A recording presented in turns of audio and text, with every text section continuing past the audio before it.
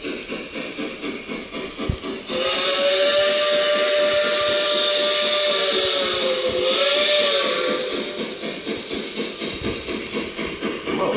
I'm Mark from Best Trains, and this is an O gauge or O scale series, and I'll explain that in a minute.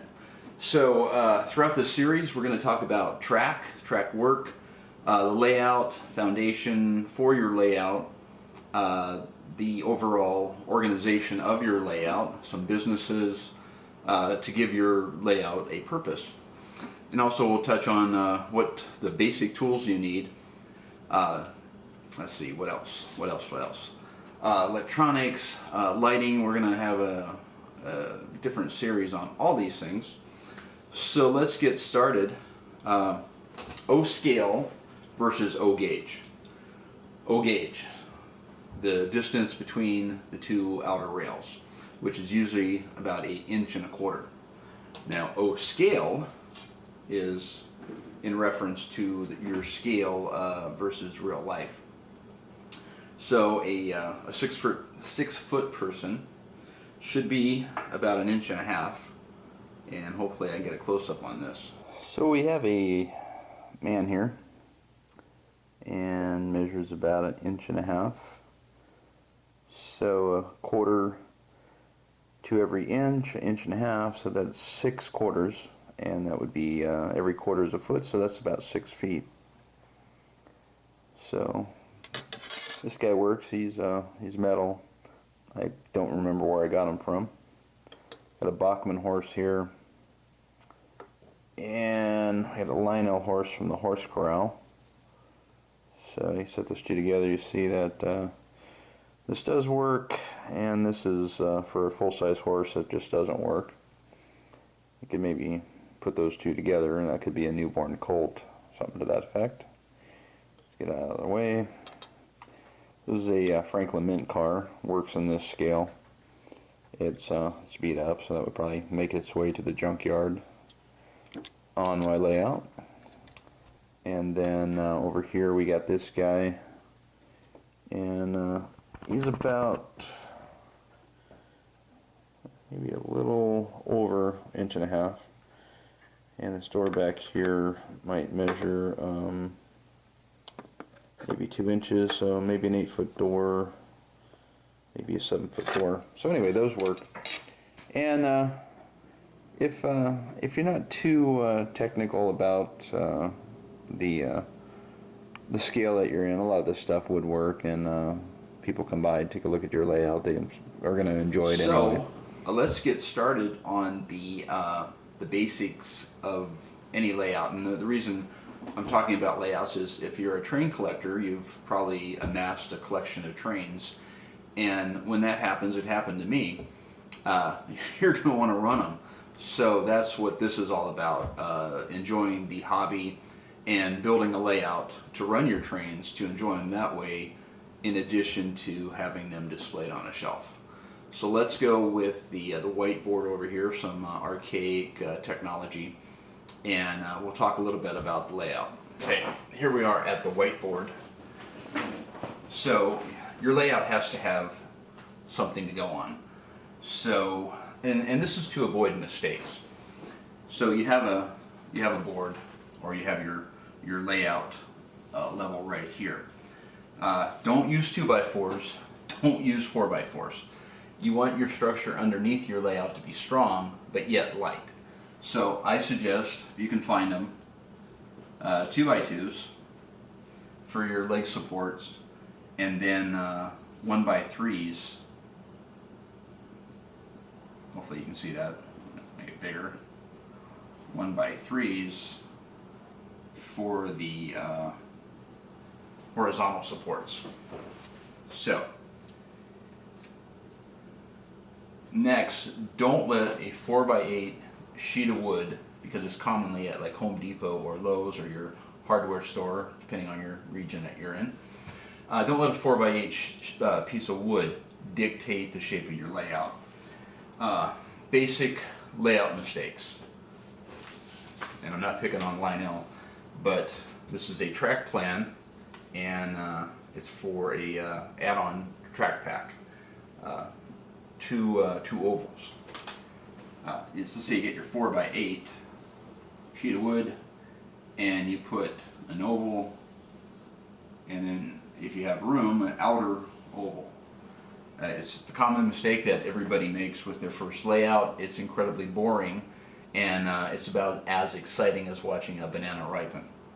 So let me give you some ideas on what you can do. Let me erase this. So first off, I'd like to say, don't beat me up. This is not the only way to do things. It's just throwing out some suggestions.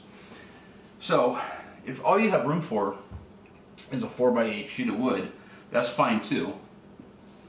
So you got your base here, but you also have room underneath and above.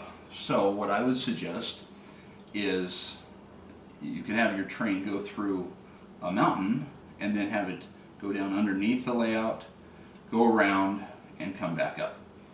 It would be an interesting aspect. The train disappears into a small tunnel and it disappears, and then it reappears sometime later. So you have this room down here, but you also have room up here. And on my layouts, I like mountains because it gives it a lot more interesting aspect, and you could have bridges and trestles, and the new modern trains have electronic whistles, and it's a really nice effect when that train goes behind a mountain and then maybe comes through a canyon blowing its whistle. So that'll keep a lot of your guests that are viewing your train layout interested. So in this respect, if you're limited on room, and I totally understand that, let me draw something else here. And this is kind of an interesting design, and I think it will fit on a 4x8 sheet of wood. So you have a mountain here, kind of hiding some stuff, or it can be a tunnel. So you have a track that goes behind it, and then comes out this way, and then comes this way, and this way, and you got a 90-degree crossing here. And then this track comes and joins that again. And then you could also put a couple of switches here.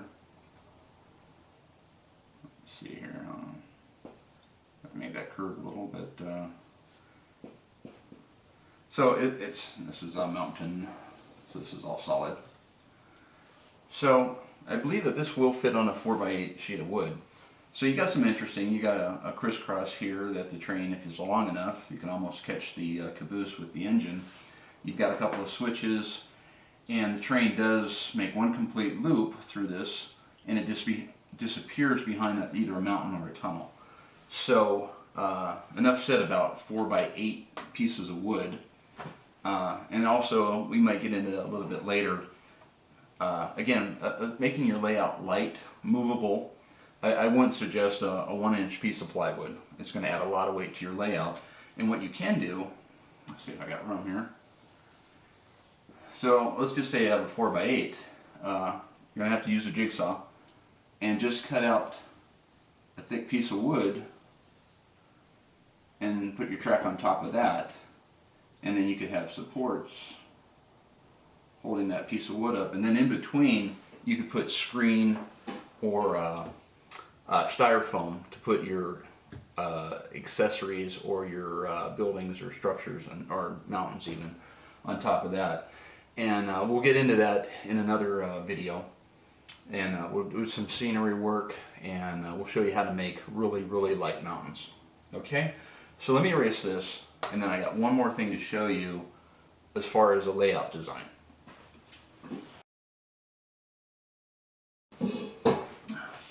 Excuse the 409 solution. It's supposed to be dry erase. It's not working that well.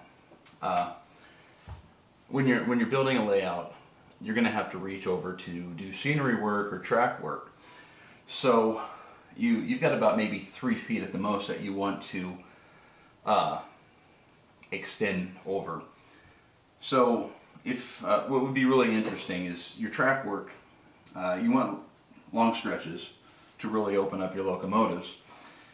And let's say you got a loop here, maybe it loops back on itself, and then you got another big loop here. Okay, so you could have people walk in here, walk over here, and they can view your layout from different angles. You can have a couple of mountains here, maybe a bridge here, just add some interesting scenery. And all the time is you got, 3 feet span. If you're standing here, you could reach in. If you're standing here, you could reach in to do the scenery work. And people they're not just going to look at a 4x8 sheet of wood and like, oh wow, okay, and let's go have some drinks or something. It's going to capture their attention. There's all kinds of ways you can run trains. This is a Y, or you could have it loop back on itself. If you're just running it inside of a garage, it's still pretty interesting, because you have to actually do some switch work here, and have either an automatic switch as your train loops around. You could have a tunnel, mountain, whatever. So it'll keep it interesting. So let's move on to the purpose of your layout. And again, let me erase this. I knew a guy that his layout had a purpose, like for everything, and he had cards, so it was just like an engineer or a conductor coming on duty. They'd take out a card, they'd have to put their train together, and then run it to all the businesses.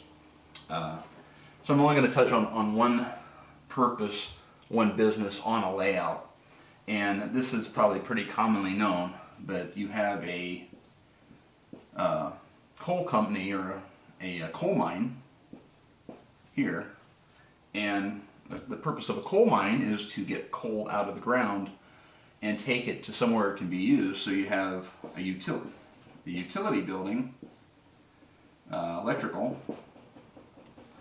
Okay, so you have a business and you have a product.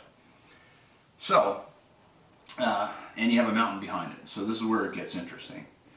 You have a track here coming into the mine. And if I can do this right. And inside the mountain is where the magic occurs.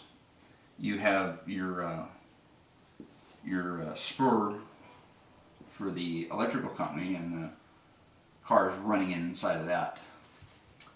So inside this mountain, this is what actually happens. And then let's see here. It goes to the main line. Main line comes around here. Hopefully you can see this. So you have a purpose on your layout. You have a coal mine and electrical company. But on this track, the inner track, you have coal cars that have coal in them. And on this track, you have empties. So empties and full. So the nice effect of this is you got full coal cars coming out of the mine. And the switcher engine takes it over to the electrical company and pushes it into the electrical company, and those full cars go here. So then you do your switch magic. Your switcher engine takes the load of empties out of the utility company and bring the empties back into the coal mine, which they go back on this track. So in essence, and of course, let's just say you had 8 cars. 4 are going to be identical to the other 4. 4 are going to be full and 4 are going to be empty. So it looks like you're taking coal from the coal mine, and the utility company is using it all the time. Inside this mountain, you have 2 sets of cars. Okay, so part of your layout, this could be, I know this takes up a lot of room, but it gives your layout a purpose. And you could have, I don't know, a coal plant, or I'm sorry, not a coal plant, a chemical plant making chemicals and chemical cars, and then just running them to a distribution center. Gives it a whole idea of an operating community. So that's just one idea. So I will talk about track next. So we got a lot of track here. And this, believe it or not, if you're new to the hobby, this is all O-gauge track. With the exception of this, even though it's the same size from rail to rail, this is actually O scale. Maybe the only time that would actually be used. Going down through here, this is Lionel tube rail, which I heard they don't make anymore. Standard gauge. This over here is 027 tube rail, and I'll explain the difference of these two here in a minute. Lionel Fast Track, Gargraves, MTH, Real Track, and then your scale track. And the difference here also is actually this rest here to show you that this fits on each and every rail, even though the rails are a different design. These right here, standard gauge O and 027. Same thing with this. This is actually scale O and 027, so you can see the difference. So what is the difference between 027 and O? What it really means is 027 is the when you have a curved piece of track, the 027 it's a tighter circle, you might say, and then the standard O is, they even call that high rail. But anyway, there's not a whole lot of difference, except you can't run an engine that's really meant for standard O on 027 because the curves will be too tight. Anyway, I mostly am going to actually exclusively going to talk about Lionel Fast Track because that's what I use. So when we get to wiring, it's all going to be Lionel Fast Track, but a lot of the things will cross over from the different manufacturers, with the exception of the O scale, because there's only 2 rails, and there's not 3, which is the kind of the standard for Lionel and MTH. There are some Lionel 2 rail pieces out there. There's definitely some 2 rail MTH pieces, which is Mike's Train House, by the way. So that kind of covers the track. We'll cover more on it when we get to the wiring. So that about wraps it up for this first video, and it'll be a part 1 video. So we'll just go on with part 1, part 2, part 3. And in our next video, which will be part 2, we'll touch on O-gauge structures. And this is all for the beginner, just passing on the knowledge that I have. If you have any comments, please leave them in the section below. And if I have any information that's pertinent to this video, I will leave it in the box below. Okay, so thanks. Again, don't forget to subscribe. I know I keep saying that, but it really, really does help. So thanks again, and we'll see you soon.